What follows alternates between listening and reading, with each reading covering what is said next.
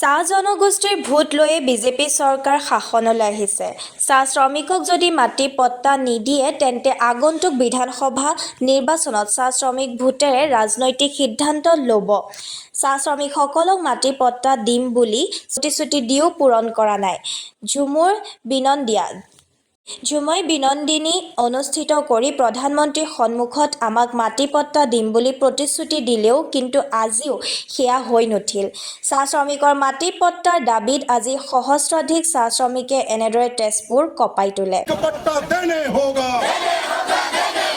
सुन लो सरकार सुन लो कंपनी जमीन का पट्टा देने होगा इनकलाब जिंदाबाद इनकलाब जिंदाबाद শ্ৰমিকৰ ভেটিৰ মাটিৰ পট্টা দিবই লাগে।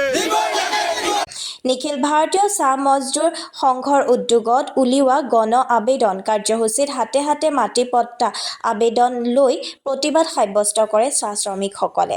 শোণিতপুৰৰ 22খন বাগিচাৰ 3013 গৰাকী শ্ৰমিকে মাটিৰ পট্টা বিচাৰি জিলা আয়ুক্তক আবেদন দাখিল কৰে। আগন্তুক নৱেম্বৰ মাহৰ ভিতৰত যদি ৰাজ্য চৰকাৰে চাহ শ্ৰমিকক মাটি পট্টা নিদিয়ে, চাহ শ্ৰমিকসকলে মানি ল'ব যে বিজেপি চৰকাৰ চাহ শ্ৰমিকৰ পক্ষত নাই। গতিকে চাহ জনগোষ্ঠীৰ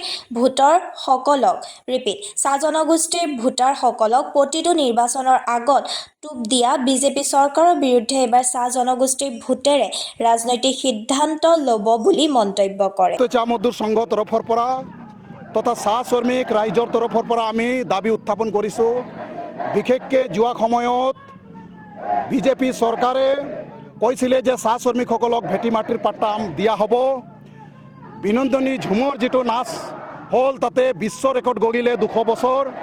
তাতেও তেওঁলোকে এই কথাটো প্ৰকাশ কৰিছে যে চাহ বাগিচাৰ লাইন ঘৰৰ ভেটি মাটিৰ পাট্টা তেওঁলোকে দিব, কিন্তু আজি তাৰিখলৈ কোনো তেনেকুৱা পদক্ষেপ আমি দেখিবলৈ পোৱা নাই। তাৰ কাৰণে আমিও কোনোদিনা আবেদন কৰা নাছিলোঁ। এইভাৱে আমি প্ৰত্যেকজন পৰিয়াল কেন্দ্ৰিক আজি আমি প্ৰত্যেকজন মানে শ্ৰমিকে নিজৰ ঘৰৰ ভেটি মাটিটোক লৈ ব্যক্তিগত ফৰ্ম ফিল আপ কৰি আবেদন এটা দৰখাস্ত লৈখিনি আজি আমি জিলা আয়ুক্তক আমি প্ৰদান কৰিম।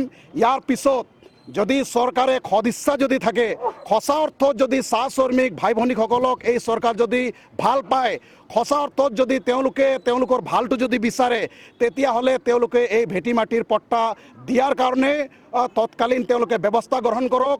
অন্যথা আমাৰ চাহ শ্ৰমিকৰ ভোটাৰ ৰাইজৰ জৰিয়তে এই বিজেপি চৰকাৰ হৈছে, তেওঁলোকে না কৰিব নোৱাৰে।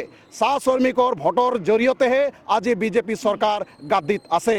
গতিকে আমি অনুৰোধ জনাইছোঁ এই জৰিয়তে এই প্ৰতিবাদৰ জৰিয়তে আমি আবেদন আমি কৰি আছোঁ যাতে আমাৰ এই দাবী পূৰণ কৰে।